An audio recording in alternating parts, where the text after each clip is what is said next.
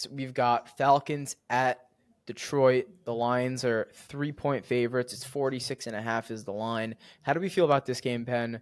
Good game, I think. I think it's a good I think, matchup. It's two up-and-coming teams. yeah, I think it's a good game. I'm going to take Detroit.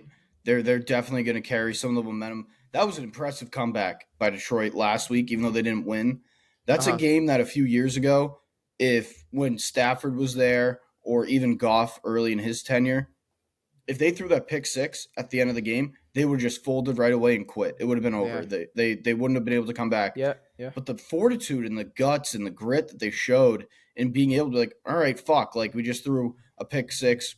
Realistically, that should end the game, and then they come back and fight afterwards.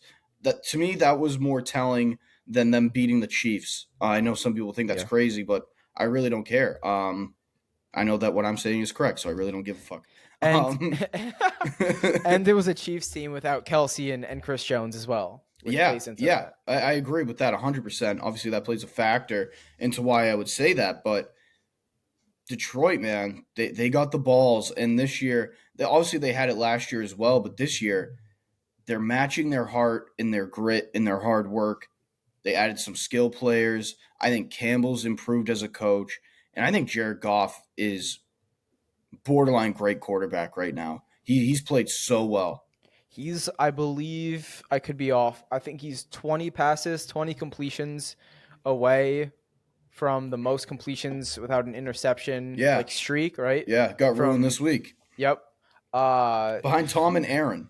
Yeah. Behind Tom Brady and Aaron Rodgers. That's good for him. That's a pretty good class to be involved with. So and he's one of those guys you just love to root for. I mean, he's been nothing but class his whole career. When he was on the Rams too, I understand he wasn't the reason that they were winning. The reason that they were winning was that they had Todd Gurley, Sean McVay calling the plays, and then Aaron Donald on the defense. That's why they were winning. But to act like he was really holding them back, I always thought that was a bit of a stretch. Maybe he wasn't the reason you were in the Super Bowl, but is he the reason you lost the Super Bowl? No, the reason you lost the Super Bowl is because Bill Belichick outcoached Sean McVay. Sean McVay said that himself after the game. It really wasn't Jared Goff's fault.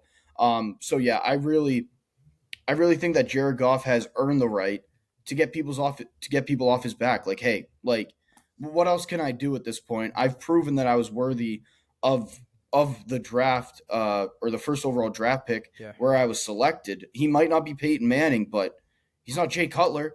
Yeah. He's like in that middle area, and he's a very good quarterback. So I think people need to lay off him.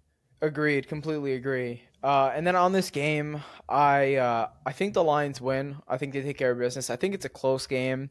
Obviously, the Lions are now without TJ Gardner-Johnson, their safety, big addition in the offseason.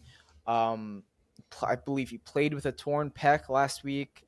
You know, he had that whole thing where he was rallying up everyone wear ski masks to like the shiesty mask to the game, and it was like this huge thing, and he was, you know, getting involved with the fans his first year there, obviously, and it's sad to see him go down with an injury. That's a chance I believe he could return in playoff play coming back from that torn pec, but we'll see.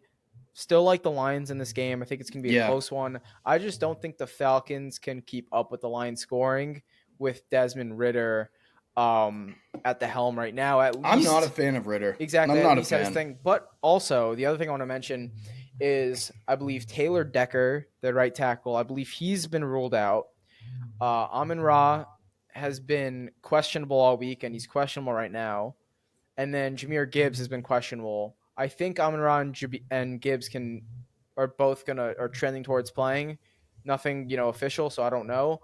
But those are another three big injuries to kind of monitor. Yeah, and then with the loss of Montgomery, obviously, they need David Gibbs, Montgomery. So yes, thank you. If you don't have Demont, you need Gibbs. So that's obviously that would be a really big loss for Detroit. Agreed.